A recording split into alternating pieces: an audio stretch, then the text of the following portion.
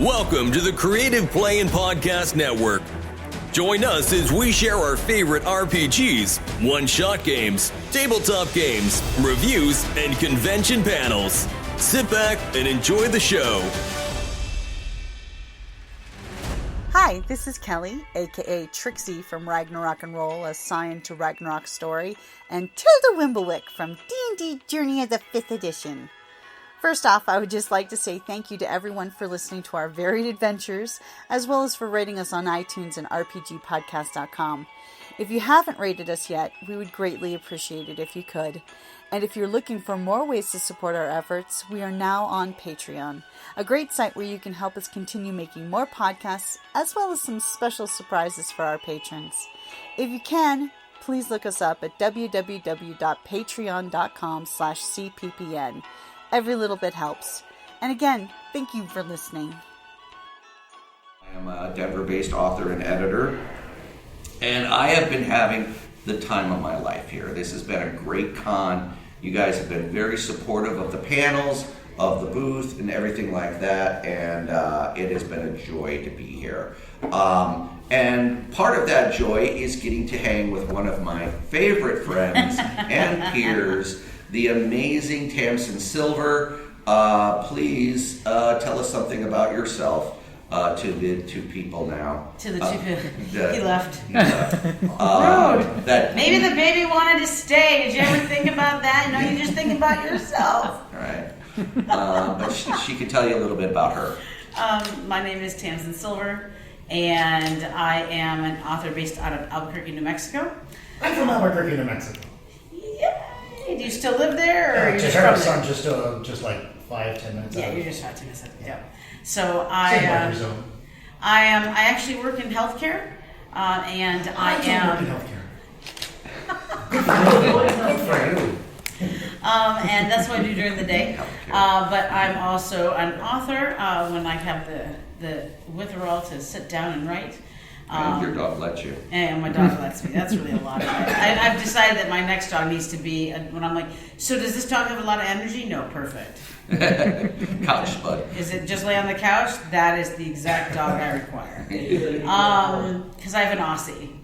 And he is really high energy. Anyway, I write historical fantasy and urban fantasy. I also have a web series out that I did that is classified as horror because there is no urban fantasy classification for TV. It's called Sky of the Damned, and that is Fallen Angels and Vampires in New York. I have been writing and been published since 2011, and I'm really happy. This is the first time I've done this convention, so it's been really great.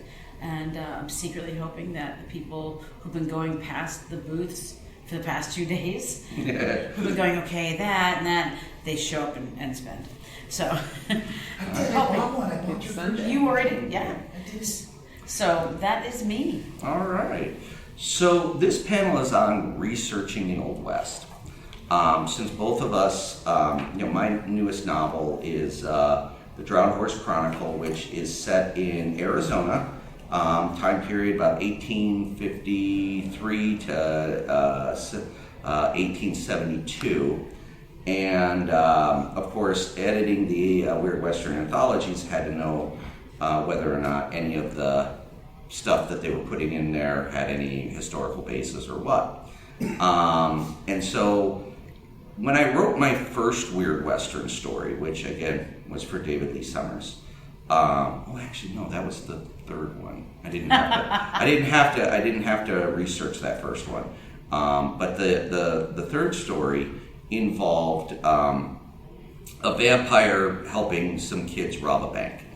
And in the end scene, I had put generic Native Americans in the scene because they ultimately are part of the solution to the problem. And later on, as I'm writing these stories, I realize, well, that's unfair. This isn't 50s television, right? You can't just sit there and go, oh, they're generic Native Americans. So who are the Native Americans in northern Arizona? And I had lived there. And I knew the name Yavapai, because Yavapai County and stuff like that. But that wasn't enough. So I really started diving into researching the tribes and the languages and the history so much more than I had for any other short stories I was writing.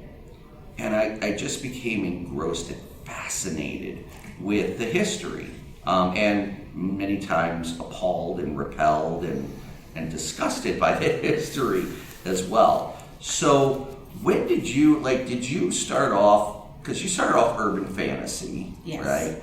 And you don't necessarily have to do a lot of research with urban fantasy, other than maybe some legends. And you set it in New York, where you were living at the time, so you knew the area. So I knew the area. To write urban fantasy in New York does not take anything other than my imagination and time. Yeah. But when you decided that you were going to delve into this weird Western thing, did you start off knowing right away you were going to have to do the amount of research that you do for your books, or did you just sit down and write and then do the research afterwards?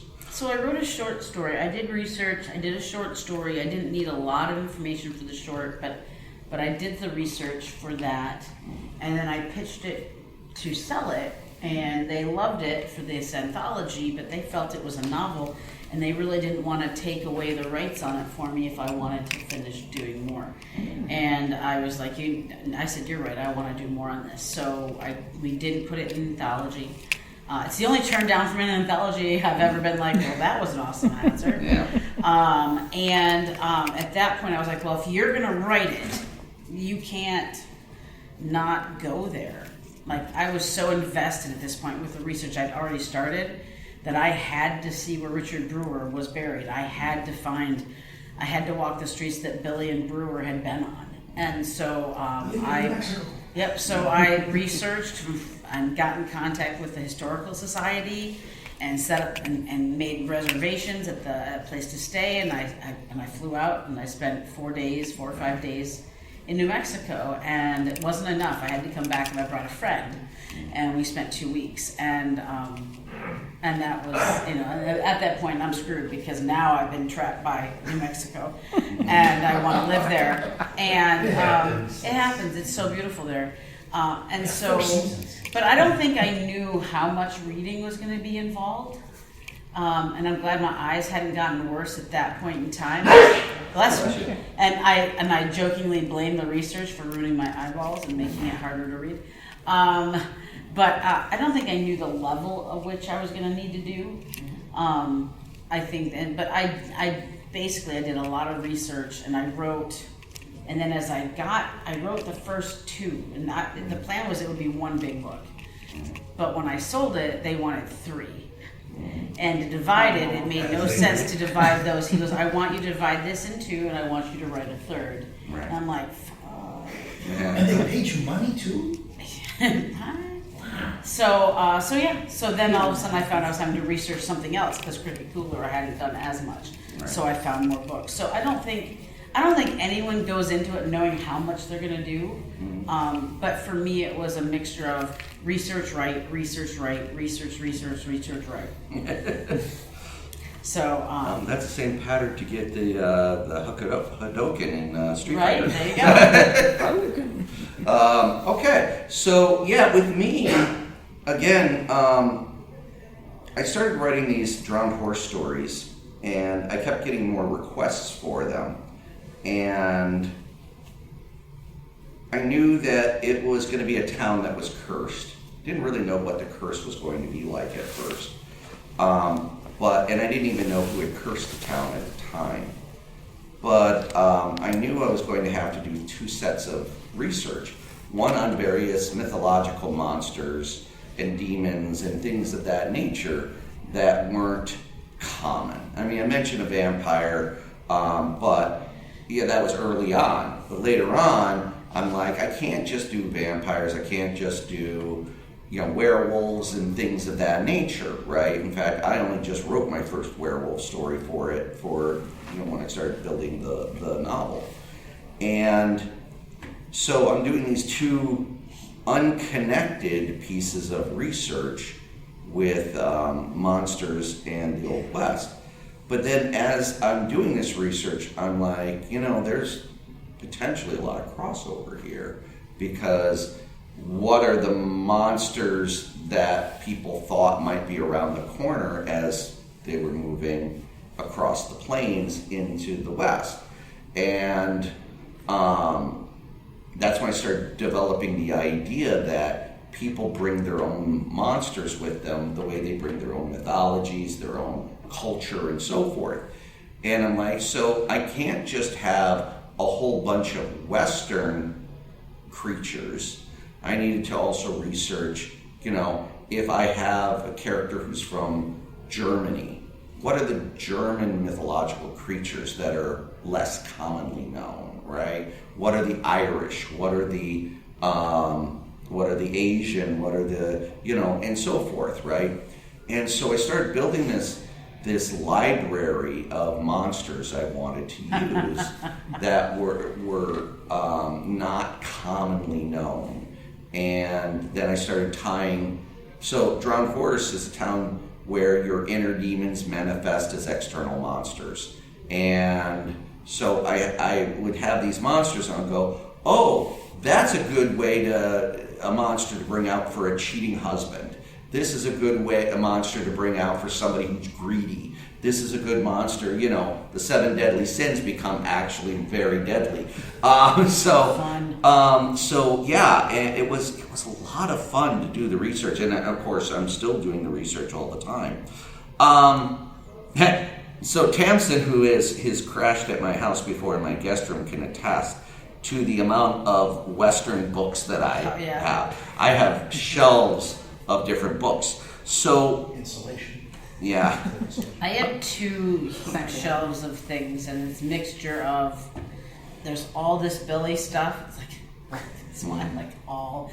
And Billy stuff's like, there's a couple that are bigger, but on average, they're about like this. But then, of course, Billy then bleeds into how much of Ripper I now have. Right. Of the Thames Torso Murderer, of course, Cricket, of Jack, of the Midnight Assassin. Like, it's now starting to, and I'm just like, oh, we're gonna need another shelf. Yeah. Yeah, no, I've run out of shelves, as it were. So, and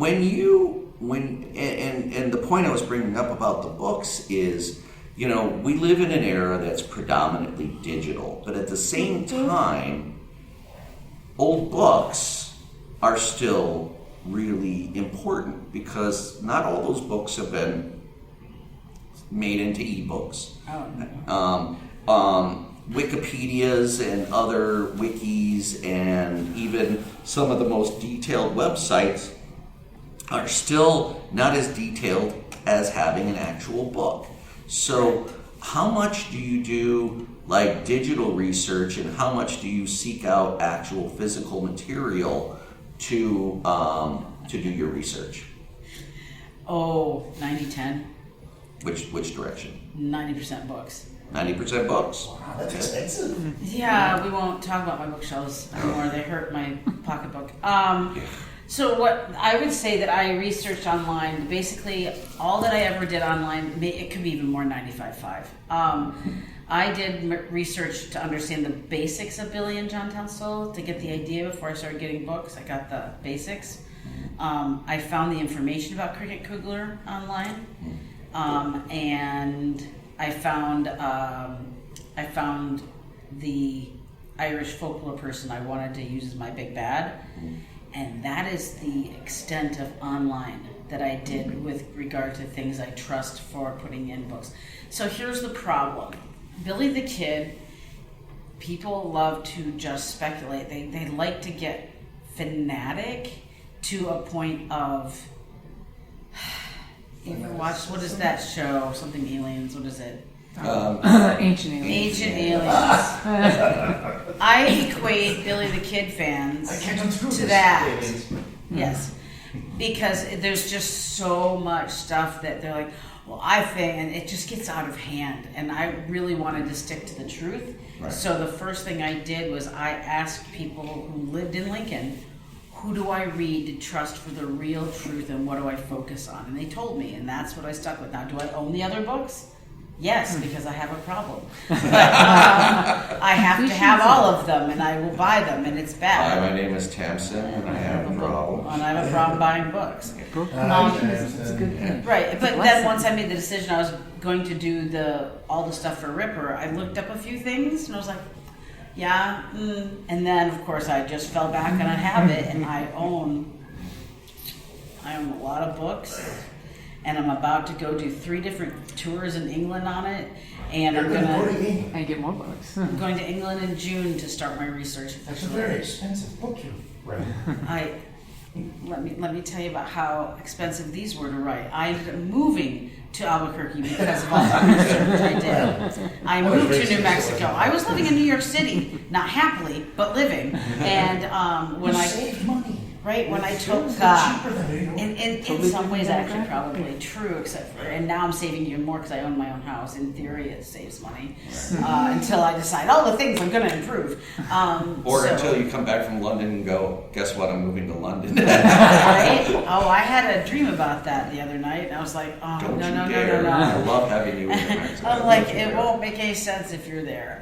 But it doesn't mean that in like my later years, like 10, 20, like 20 years from now, I might not be like, So, but yeah, no, I would say research-wise, I'm going to actually amend 95.5. Okay. Now, are you trying to find first source? Are you trying to go to papers and direct first-person witness recounts? when you say books? I'm basically finding any of the books that have the most accreditation, people who say they are. I'm also planning when I'm there, there's a guy whose tour I'm taking, who has been doing this for 20, 30 years, I don't know, and him and his group have books out. So I plan to talk to him and be like, which ones, this is what I'm doing, let me see your different books, and then I'm going to get, and then ship them home. Because America had a Jack the Ripper Holmes hotel guy. Yeah, the White Castle guy. Save you some mileage if you wanted to. No So one writes much about him. I will be, actually. So yes, I'm so here's something interesting. When you're researching and you're wanting to do something that is creative and different, it can take a single line of text that you read to spark an idea. And the idea I saw was that there was a line in a paper in London that said, "The Midnight Assassin from Texas has come to London." And I found the Midnight Assassin book. There's only one. I can only research so much. I am going to go to Texas, though, for it. God, it hurts just to say it.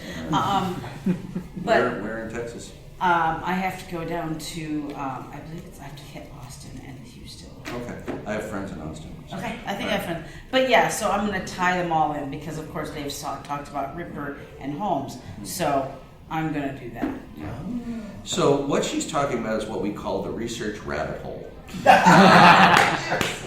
So, and this happens a lot. Yes. I was researching for a book on how to make a sentient robot in 1955. And along the way, as I was researching, of course, you research Alan Turing, as you do, Yes. and so forth. And I hit upon something that was a throwaway line in one of the books about robot rights. And before I knew it, I was writing in a completely different, near future short story about robot rights. And I'm like, okay, why am I doing? I'm supposed to be writing a book. It's due. The book never actually got finished, but the story got published. So there you go. Yeah, so there's that. But in that regard, sometimes the research gets more fascinating than what you're actually writing at the time. What is the biggest research rabbit hole you went down? Currently. Okay, this is a good story. I can tell she's blushing. Oh no! Oh my God! Okay. My name's John. I have a problem also. Right?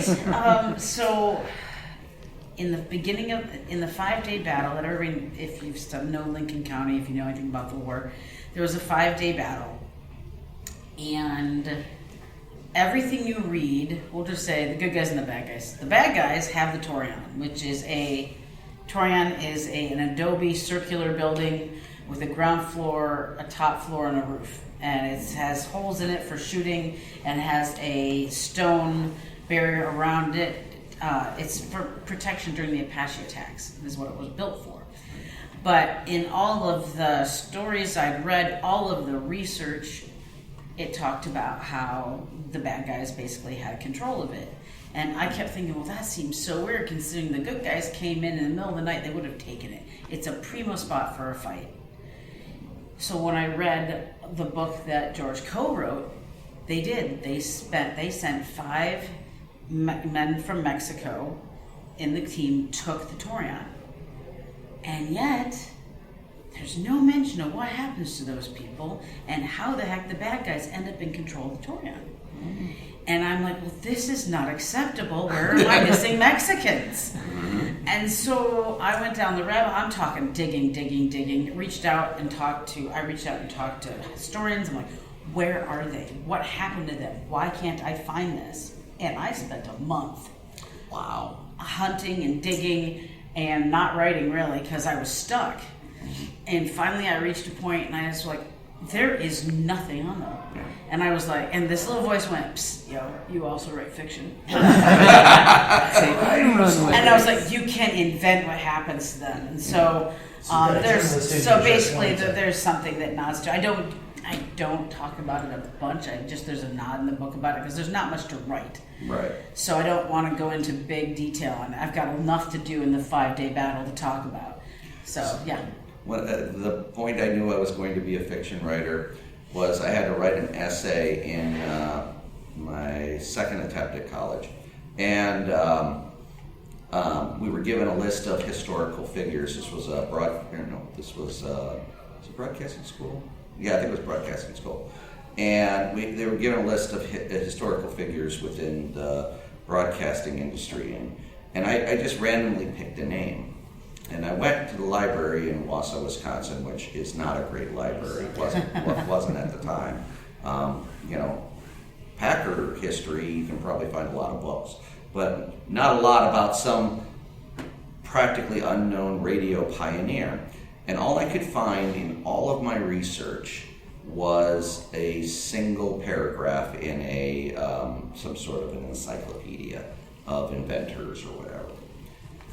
And I had a 3-page paper to turn in. Oh my God. I invented this guy's entire history about how he had this relationship with his father that was strained because his father wanted him to go into the family business, and I'll tell you, that was the greatest load of bullshit that I ever got an A on. Are you kidding you? They gave you an A? They gave me an A because Find me a paper to discredit it. because it made all of it sounded logical. It sounded like I had done the research on this guy. It sounded completely logical. Oh my God. And I guess there's no way that the teacher could have fact checked it if there was nothing to find. I don't even know why this person's name was on the list. Honestly, if the teacher knew anything about them, they probably thought that I did better research than they did. It's like, where did you find all this information? I have an uncle who worked with him back in the 40s or something like that. But I didn't get called on it. I just got back the paper. It was an A. I'm like, of course, it's broadcasting school. So honestly, the bar for an A, not particularly high. I went to Trans-American School of Broadcasting, where you too can learn from the professionals who've been fired from the field of radio and television. So, ITT was the same. I went to ITT. I went to TTI after that. So, but anyway, okay. So, you had spawned a question, and I'm trying to remember what it was. Research rabbit holes. How to get out of them? No. Just or So we Peter off. kind of hit upon the idea of how much truth do you need in your stories versus how much can you, because when we do stuff like Weird Western, we're technically looking at two things that, and I kind of talked about the other night, alternate history versus secret history. So is your Billy story, is it an alternate history, or is it this could have all happened, we just don't know about it history? Secret history. So it's a secret history. So as far as the world is concerned, everything in your book could actually be nonfiction, and there's nothing to dispute that. Okay. So how much then, if you're doing secret history, how much truth do you need in your stories versus the fiction that you need to tell your story? You need to take the real history and put it in there. You just need to support it with your fantasy. Okay. So, for instance, I don't do outlines. I'm a pantser. My ADHD just has a problem with it. It's fine. We've come to terms. We're okay with it. But what I did is I created 2 calendars from that time, and I took it's great. Frederick Nolan does a solid. In the back of one of his books, there's a full timeline of all the places Billy was and all the main things that happened. And so I put them on the calendar, and then travel time, and kind of figured everything out. And then I took my other calendar, and I was like, and I marked those days out. And I said, and I was like, these days are for big events that we know about. So it gave gaps.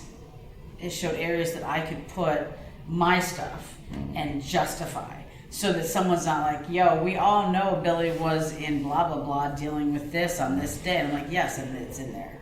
So because the whole series is written from his point of view, I couldn't deviate and go somewhere he wasn't. I did have a couple things that had to happen that the reader needed to know, but Billy wasn't there for it. He was down the street, so I created a way for that to happen with fantasy. Right. So he ends up trying to save this raven whose eye has been damaged. He doesn't know it is a skinwalker, and the sun is rising and the skinwalker is about to change, but Billy doesn't know. And he's in the middle of trying to heal his eye with his gifts. And the morning and the sun comes up, and they end up wrapped in that change, and their eyes end up in a connection, because of the way your eye is connected in. And so if they want to, they both can see from each other's points of view and hear from everything's connected. And so I created that so that specifically during the 5-day battle, the scene where Susan McSween goes down and talks to Dudley could be something the reader got to experience, because you need to, because he's the true villain of the 5-day battle. Right. So I wanted to be able to make sure I showed that. And so knowing that ahead of time, that there were scenes like that where I needed Billy to, I needed to give a reason he had to get out of there. So yeah, so you find ways to slide that in there. But most of the time for me, I try to keep as much, especially because Billy fans are so rabid about facts. They are, and so you don't. So is every single tiny thing that we know in there? No.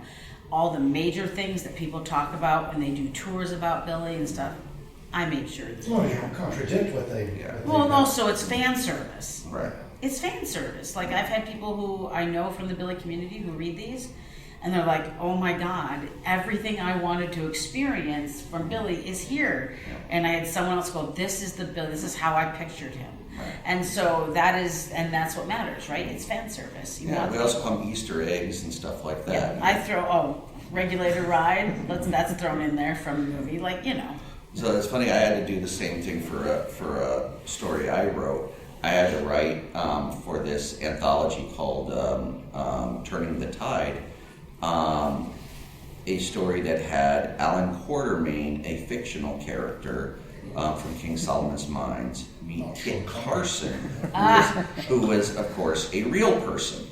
And so I had to establish the timelines for both of the characters, all of the known places they were, both in Alan Quartermain's fictional life and Kit Carson's real life, to find a hole Yep. where I could get Kit Carson from America over to Africa.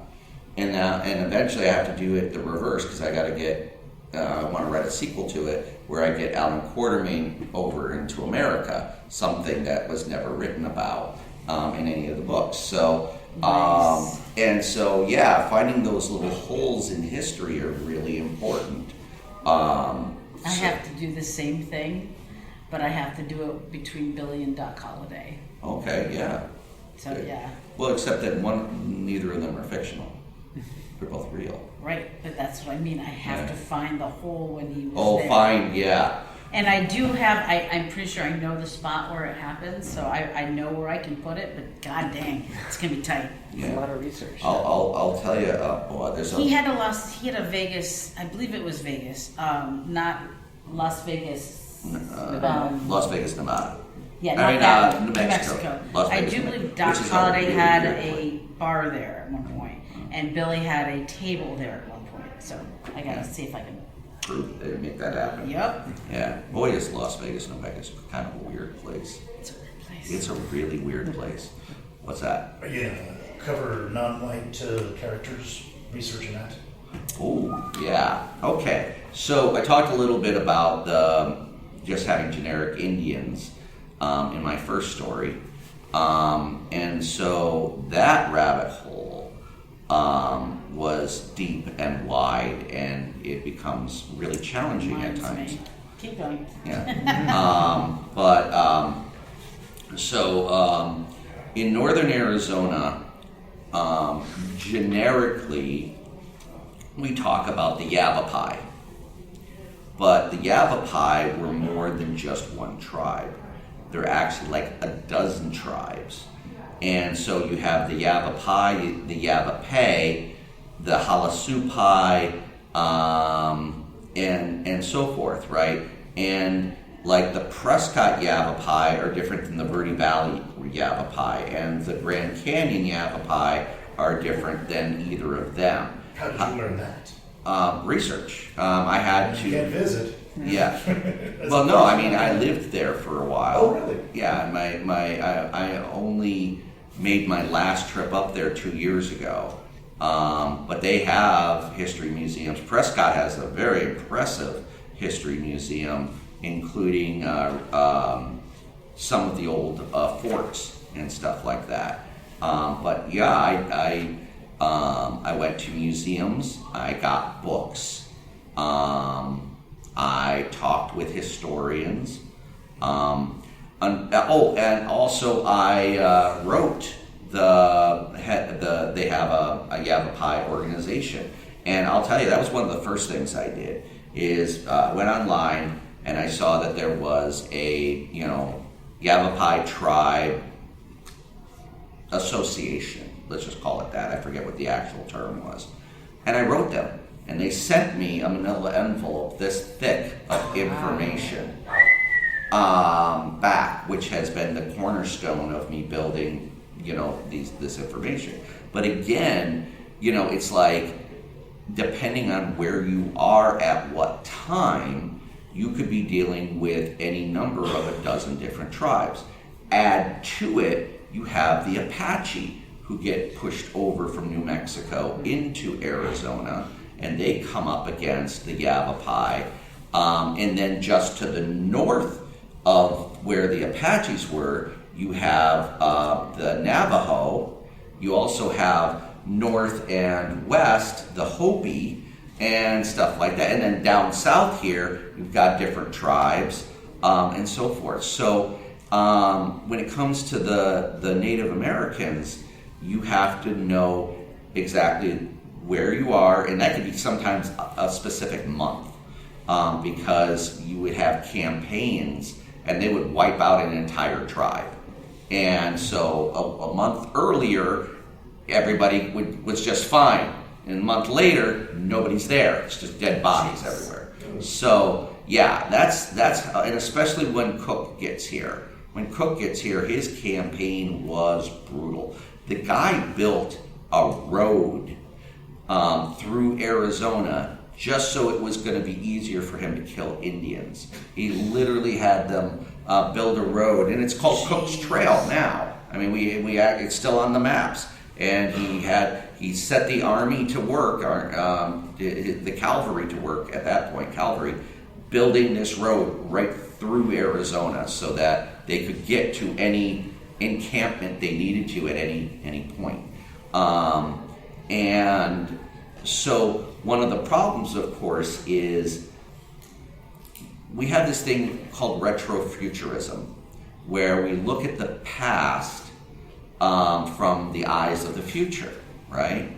And what's really hard about that is if you're writing characters set in this time period, they had a certain view of Native Americans, Mexicans, Irish, Asians, all this stuff like that, right? And if you write them accurately, your readers get really pissed at you, right? Because it's like, well, you're racist. No, I'm not racist. He said. This is a character's like 200 years ago, right? Mm-hmm. They were racist, and I can't, like, how do I... So what you have to do, or at least what I did in Drowned Horse, is my sheriff, I made him Romani. And Gypsy, basically. Mm-hmm. And he comes from a culture where they understand being driven out of different areas. And so while his job is to protect the settlers, he is not unsympathetic to what is happening to the Native Americans, right? So that gave me an advantage from my point of view character, at least there's several point of view characters, but from one of my point of view characters to say, this guy has a reason why he's sympathetic. Any other person living at that time would be like, no, kill all the soulless bastards, right? And there are people like that in there, but they're usually a bad guy or somebody who needs to learn a lesson. So, what about you and natives? So I'm trying to find it in here, and I'm like, where the hell is that? I'll find it after I talk, but I'm sure. So I knew that there's some characters I create, fantasy people, instead of just using regular people in history for this. Mm. And so people that I created, and one of them is a skinwalking raven. And he, Gawx is actually... Gawk, his name's Gawk. Spelled G-A-A-X. It is a tribal name. Oh, okay. And I like it. It shows it. It said Gawx. It's that collateral. And he looks all of like 12. Right. He is 60-something years old, and he was around for all kinds of the bad ways we treated the Native Americans. And so I researched because I wanted him specifically from a tribe that had the raven as their totem, and so that turned out to be a tribe in Alaska. And I pulled from that, and he talks about how he ended up in New Mexico, how he was flying, how he got injured in a storm and landed and changed. And it's when they were marching all of the people to Fort Sumner. Right. And how he gets involved, and how a woman saw him and just scooped him up and pulled him into the ride because he's Native American. She just took him in. Right. And so I talk about that. As far as Zahara, my witch, she is of the people as well, and she's a different tribe, but I did research and found that they had dog soldiers in her, and she tells a story about how she and her sister, her father never had any sons, and so he chose to train them in the way of the dog soldier, even though he wasn't supposed to. And this is why she is such a good fighter, and why she, and so so I did a lot of research regarding that aspect of it, so that I would get it right. And then, of course, when I had it edited, I was like, if anything feels insensitive, please let me know. Right. But I made sure that if we talk about, because there was a lot of Apache trouble back then. In fact, Richard Brewer is buried on Apache land. Wow. So when I did a cleansing ritual, so when I first visited his grave, the atmosphere was not awesome. Right. He's in a different coffin, but he's buried in the same hole with the man who killed him. And when I went there, I just felt it, and it was not okay. So I worked and I researched Apache blessings and Apache stuff like that, and I found one and I modified the words to fit, but I kept the basis of it. And I brought actual sage to burn, it was interesting. Every time I would go to light it, it would go out. And it was windy, but it wasn't that windy. Right. And I was like, and all of a sudden that's when it dawned on me. I said, it's not the air that needs it, it's the ground. And so I broke it up and spread it across the whole area. Right. And did the prayer and then did my personal one, and it's never felt horrible there again. Mm. But I did a lot of research for all of doing that. But I have an Apache English dictionary as well. Yeah. Such Yeah. It's huge. Readers? Oh. It's a huge book. Yeah. No, I did the same thing with human, and I had to print mine out. It was like 500 pages, but it was. What's really sad about it, it was written back in the 1800s, and we've now modernized a lot of those words. So you look at an Yavapai to English translation now, of which I've been able to find some, but it's a lot different than what they had written in this 500 word thing. What's also interesting is not just the Native Americans, but it's the other races too. So, of course you have Asians starting to come in to work the railroads or, work shops on the West Coast. You also, what's really interesting is we have a record of exactly when the first black person came to Arizona. As far as there's a record of that person, whether or not some other ones came beforehand, we don't have records of that. But we have a record of the first known black person, which was a woman who was the housekeeper for somebody else, or somebody who had decided to settle in Arizona. And as far as that goes, this woman is the first known black person. So I know what year supposedly African Americans came to Arizona, which means that I really can't do a lot of diversity outside of Hispanic and Native American until after that year, right?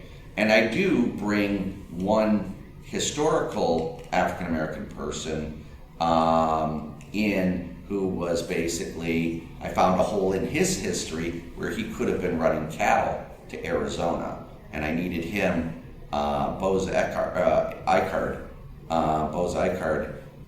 and I needed him here, and so I had him running some cattle to sale to market in Arizona, and he gets caught up in this whole thing.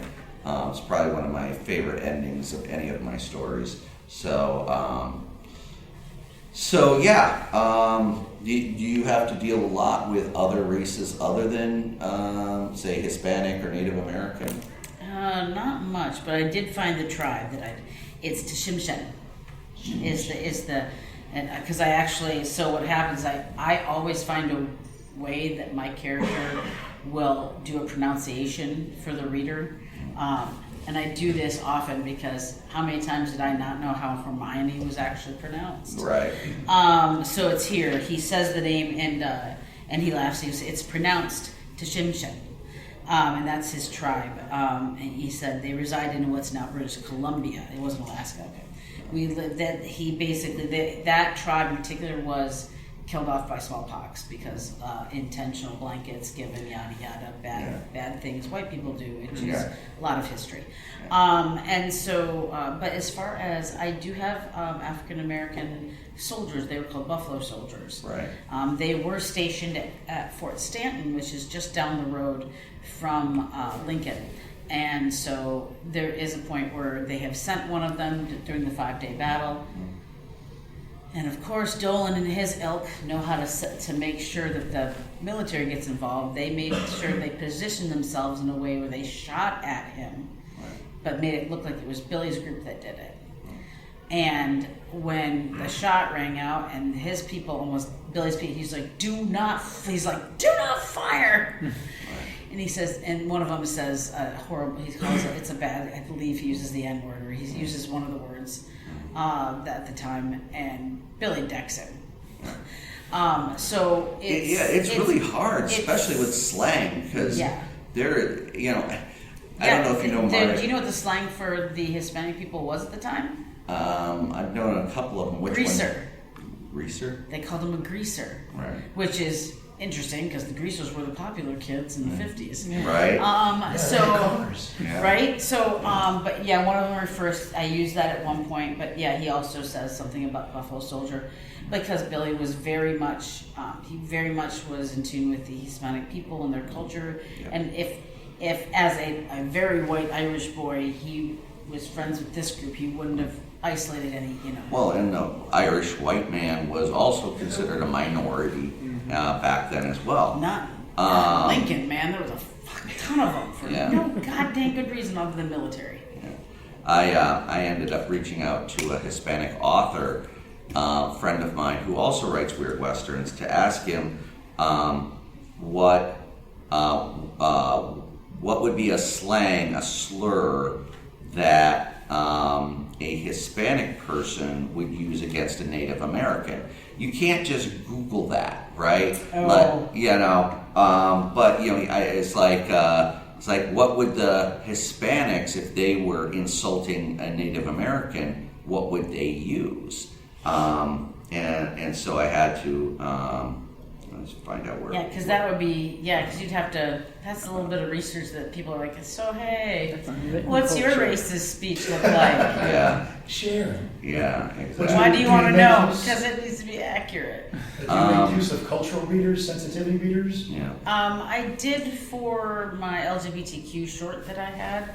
I didn't so much for this. I just told my editors, please be aware and do that for me and send it to someone if you feel you are not qualified. Mm-hmm. And so there are sections that they sent to some people to be read and there was no problems. Yeah. But I purposely write these things I'm very conscious of it. That I am not, that if it comes up, we deal with it.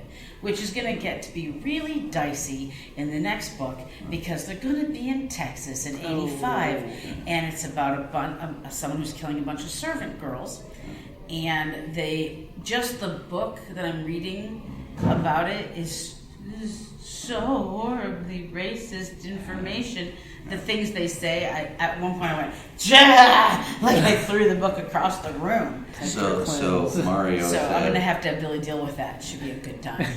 Mario said, Indio Sushio, dirty Indian. What's the word? Indio Sukio or Suchio, a dirty Indian. Okay. So, yeah. So, that was the best he could come up with, too. 85 was a good year. They had invented toilet paper. Well, that's good to know. I'll make sure to make a comment on that. They do ask Billy and Brew at one point, what do you think the best invention, since that they both in unison go, indoor plumbing? All right, we got about 5 minutes left. What questions you guys have? Yes, go for it. I just recently learned that 1870 was when the tumbleweed was introduced into America. So that's interesting. That screws up everything. Yeah. I didn't know there was an invasive species. So there was a time when there were no tumbleweeds on the plains. There's one more. So all the trees, if you go into Lincoln, you'll notice all of these, trees that line the low bush, and those didn't exist yet. And the ones that did, they actually weren't there. They were cutting them down as they grew, and they used them for firewood. Right. So now when you go, they're like, oh, it must have been so green and beautiful. No.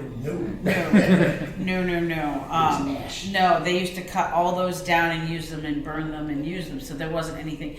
But what's the tree? It's the juniper. Is it juniper? Juniper. So the junipers. I'm allergic. Yeah, the junipers are not. They are actually not native to New Mexico. No. Wow. And what?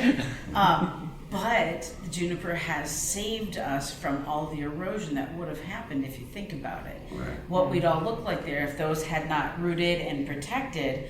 The topographical look of New Mexico would have changed drastically due to our wind if the junipers had not ended up here. Pines are wimps. They fall over with all kinds of diseases. So Those are the one of the ones things that I learned upon moving to Arizona back in the 90s is I didn't know that there was a cutoff for cactus. Like there's a parallel. Is that parallel? Altitude. Latitude. There's a line where the classic big cactus, the Serrano cactus, cut off. Because if you go north, it stops. Right around Bumblebee, I think it's right around the Bumblebee exit on 17. And then after that, all you have is the prickly pear because they can't exist at a certain altitude. And Arizona actually goes up. And I didn't know that either. You know, we think of Arizona, we all have the classic picture of Arizona. The people outside of living in Arizona have this classic picture of Arizona where it's tumbleweeds, as you mentioned, and everywhere there's the big Serrano cactuses. But it is very regional. I mean, you have snowstorms in northern Arizona, Flagstaff area, Kingman. And if you say snowstorm in Arizona, people are like, what? And it's like, New Mexico gets snow. We have prickly pears. There's one in my yard that's trying to grow. But we don't have them. We don't have any of those. We don't have the saguaro anywhere in New Mexico.